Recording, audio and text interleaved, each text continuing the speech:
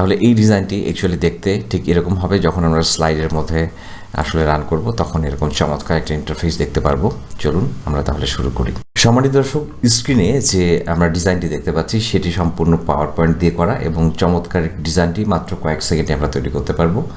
চলুন তাহলে আমরা ডিজাইনটি আগে তৈরি করি, তারপর ডিজাইনটি আমরা বুঝে বুঝে কেন এভাবে করলাম সেই ট্রিক্সটি আমরা দেখে নেব।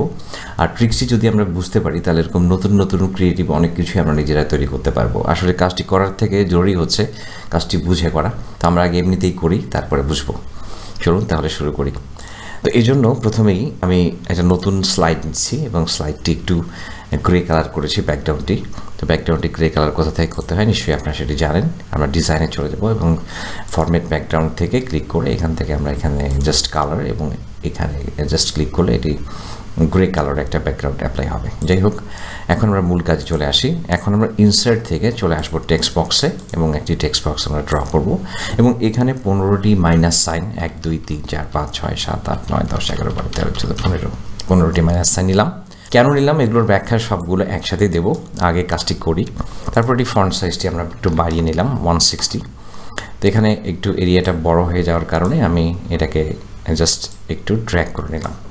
এখন আমরা এই যে পুরো টেক্সটটিকে সিলেকশন করে এই ফন্ট সাইজটি একটু চেঞ্জ করে দেব। এই ফন্টটি হচ্ছে এরকম বাকের ভ্যালি ওল্ড ফেস। যাই হোক, অ্যাপ্লাই করলাম। তো এখন এই যে আমাদের যে ফন্টটি আমরা দেখতে পাচ্ছি এটাকে সিলেকশন করে আমরা এখন চলে যাব শেপ ফরম্যাট এবং তারপর টেক্সট ইফেক্টস এবার ট্রান্সফর্ম এবং এখান থেকে নিচের দিকে আমরা দেখতে পাচ্ছি যে ওয়েভ ডাউন, এখানে ক্লিক করব। করার পরে আমরা দেখতে পাচ্ছি এরকম একটা ডিজাইন চলে এসছে অলরেডি। এটাকে আমরা ড্র্যাগ করে আমাদের স্ক্রিনের মতো করে আমরা নিয়ে নেব যতটুকু প্রয়োজন। এটা আমরা পরে অ্যাডজাস্ট করতে পারবো। যাই হোক, আমরা আগে এখানে ছবিটি নিয়ে আসি। তো সিলেকশন করব। এর জন্য আমাদের যে ছবিটি আমরা এখানে অ্যাপ্লাই করব, যে কোনো ছবি আপনারা ব্যবহার করতে পারেন। আমি এখানে একটা ছবি ব্যবহার করেছি, সেই ছবিটি ওপেন করলাম। তো ছবিটি ওপেন করে জাস্ট এটাকে রাইট মাউস ক্লিক করে এটাকে কপি করছি। কপি করে এখন আমি আবার পাওয়ার পয়েন্টে চলে আসলাম। তো কপি করা একটা জিনিস আসলে আমাদের ক্লিপবোর্ডে থাকে, পেস্ট করা পর্যন্ত বা তারপরেও থাকে ক্লিপবোর্ডে। তো এই জায়গাটাকে আমরা ক্লিপবোর্ড বলি, যেখানে আসলে টেম্পোরারি জমা হয়ে থাকে সেখানে।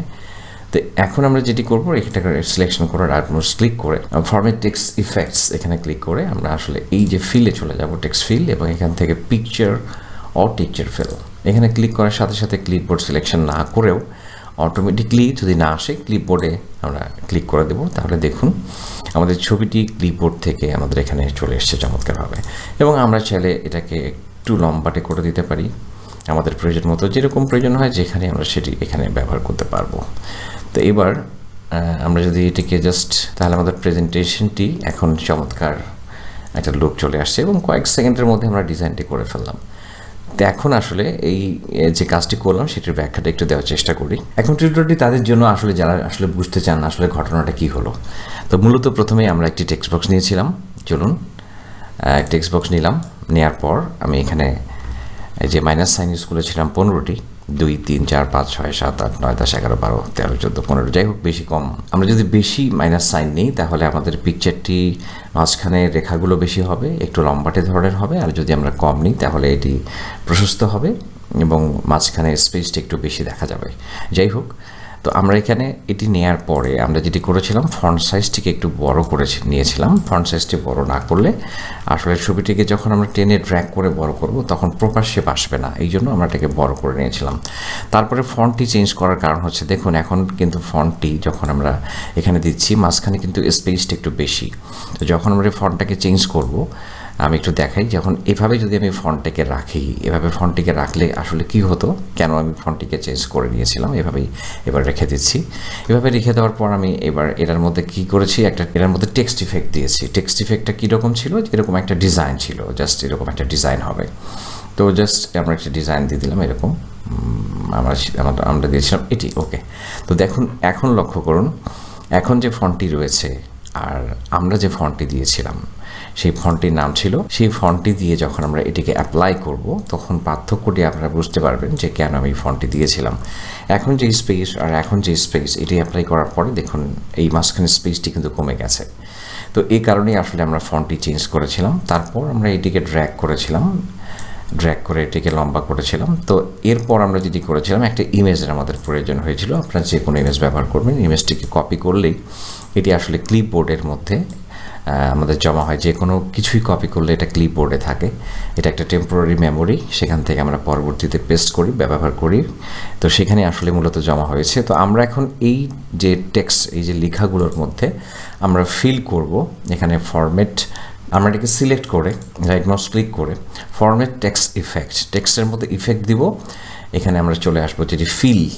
তো ফিলের মধ্যে পিকচার অর টেক্সচার ফিল। তো পিকচার অথবা পিকচার ফিল, পিকচার হিসেবে আমরা এটাকে পিকচার দিয়ে ফিল করব। এবং যেহেতু ক্লিপবোর্ডে সেভ করা ছিল, অটোমেটিকলি এখানে চলে এসেছে। তো এখানে ক্লিপবোর্ড নর্মালি যাদের আসবে না, ক্লিপবোর্ডে অ্যাপ্লাই করবেন, তাহলে এখানে চলে আসবে। তো এইভাবেই আসলে আমরা বুঝলাম যে আসলে এই যে ট্রিক্সটি অ্যাপ্লাই করে আমরা কীভাবে চমৎকার একটা ডিজাইন, একটা চমৎকার ডিজাইন খুব অল্প সময়ের মধ্যে করে ফেললাম।